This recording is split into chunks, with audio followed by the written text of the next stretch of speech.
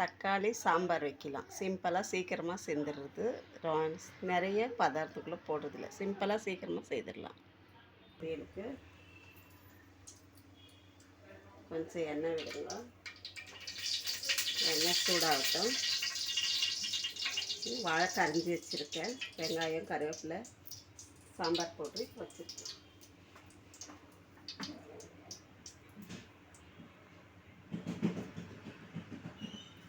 எண்ணெய் காஞ்சிருச்சு. எண்ணெய் சூடானதும் கடுகு, சீரகம் போடுங்க.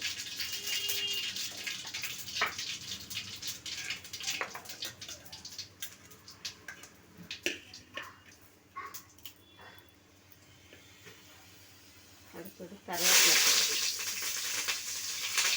வெங்காயம் போடுங்க.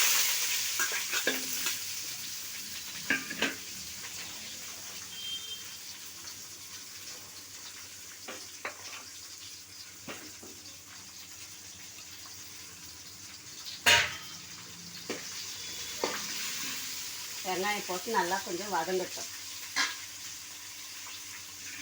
அதுக்குள்ளே நம்ம கழுவி வச்சிருக்கிற வாழைக்காயை எடுத்து வச்சுப்போம்.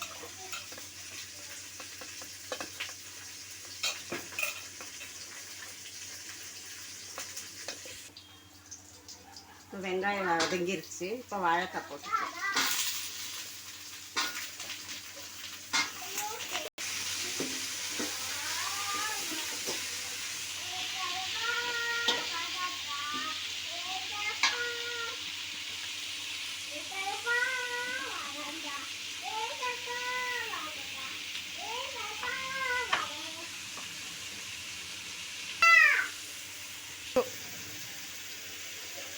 வாழைக்காய் வதங்கிடுச்சு.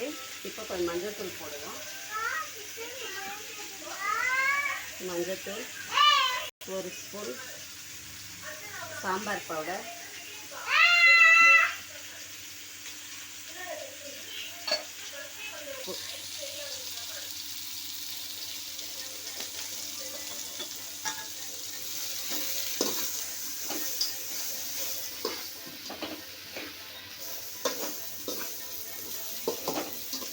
போட்டு நல்லா மிக்ஸ் பண்ணி விடுங்க.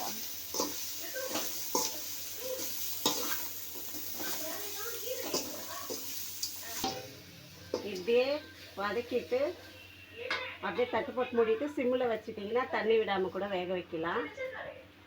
உடனே வேணும், அர்ஜென்ட்டாக சாப்பிடணுன்னாக்கா கொஞ்சம் வாழைக்காய் சீக்கிரம் வெந்துடும். அதனால கொஞ்சம் தண்ணி தெளித்து விடுங்க.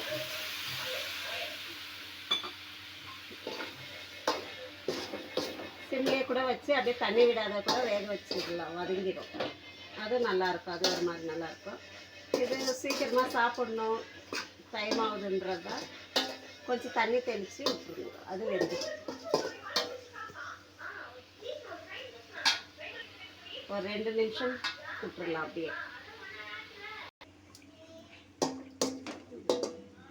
பாருங்கள், வெந்துருச்சு. 2 நிமிஷம் கூட ஆகலை, நல்லா வெந்துருச்சு. அவ்வளோதான், வாழைக்காய் பொரியல் ரெடி.